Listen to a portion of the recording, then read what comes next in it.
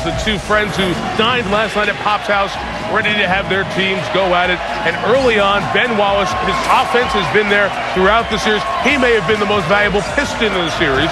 Detroit up early, 12-6. San Antonio, a nice run. Robert Horry had the whole back end of the first quarter. On this drive, put San Antonio up by 4. Horry scored the last 8 of the first. To the second quarter, Tim Duncan gets going over Antonio McDyess. This to tie the game at 25. This is right when Detroit guys were starting to get into foul trouble. A couple on McDyess, 3 on Rasheed Wallace.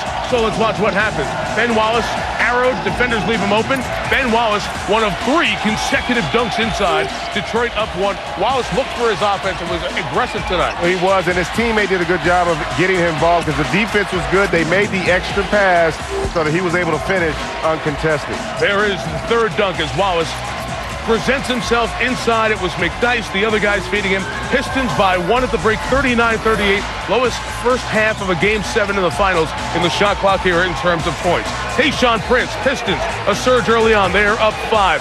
Detroit is going to hit a wall right there at 48-39. Back come the Spurs, and Tim Duncan, legs, you thought this was the key stretch. No doubt. Heat out, Duncan takes over. Second half of the third quarter, Rasheed Wallace on the bench. He went right to work, very decisive with the basketball.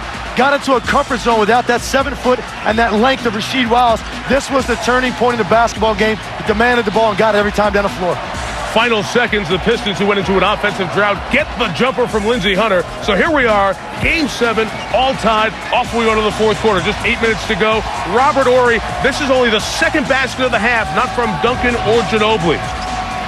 Watch Manu on the drive in the take. That is impressive. That dunk put San Antonio up for the rest of the finals. Horry in the corner. How about 3 more for Robert Horry? 64-59 at that point. Then right after, the Pistons come down and score. The kick out, all the attention on Duncan.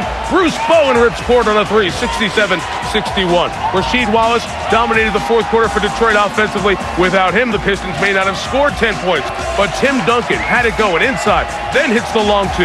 One of his 10 field goals on 27 attempts. He took shots. 4-point game, 3 minutes left. Again, 3 guys around Duncan. Manu Ginobili knocks down the 3, 72-65.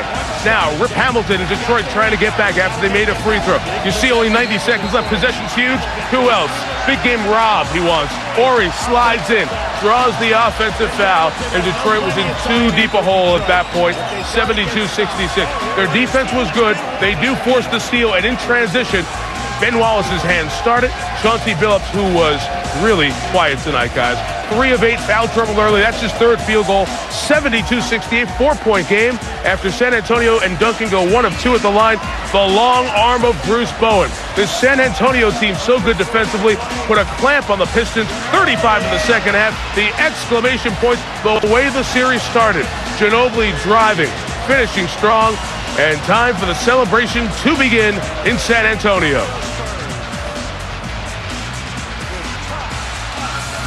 81, 7 starting guards, 9 of 26. Chauncey Billups, 3 of 8. Well, I'll tell you what, to me, it's the coaching move of the series right here. You know, we saw Bruce Bowen on Chauncey Billups a little bit in late game situations in this series. Tonight, he started on him in the fourth quarter, played him the majority of that quarter. A big reason why Chauncey Billups had 8 shots is because Bruce Bowen was guarding him. He's bigger than Tony Parker, he's longer, but yet he's just as quick laterally. And this was a key thing right here because you know Chauncey Billups is the guy they are going to look for in this situation. Bruce Bowen just shadowed him everywhere. And again, right here, you see the length. Tony Parker can't. Never talks about himself, never draws attention to anything he does, just lets his game do his talking for him, never responds to the critics, just comes out and plays basketball. The amazing thing, they were able to win this game with only 4 players playing well. Give Greg Popovich a ton of credit for getting Tony Parker out of there, getting Nazir Muhammad out of there, getting Brent Berry and Robert Horry in for huge minutes. They would not have won without Berry and Robert Horry.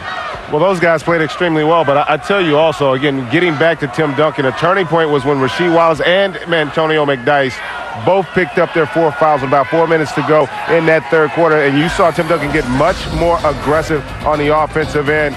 And he was able to really just have such an impact. You look at where he's catching the basketball in terms of that deep interior post position.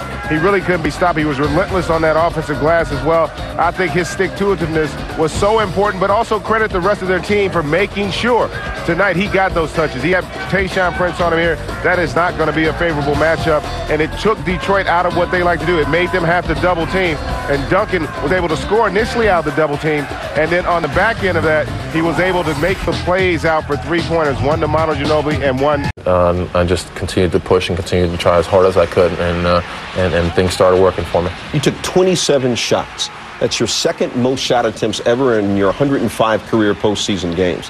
They always call you unselfish, man. That sounds like ball hog to me. That's what I was trying to do. No, you know what? I just want to be assertive. That's what it was all about. Pop talked about go out there and shoot the ball 30 times. This is Tim Duncan at his best. Just watch the diagonal pass to the right side of the floor. See, right there, you're going to Bruce Bowen, who is shooting a high 40% in threes. Now, as Lindsey Hunter goes down in there, they kick right back out, and then you have Ginobili on the catch and shoot. Now, this is a big factor in this. Best feeling I've had in a championship to this point. We worked so hard for it.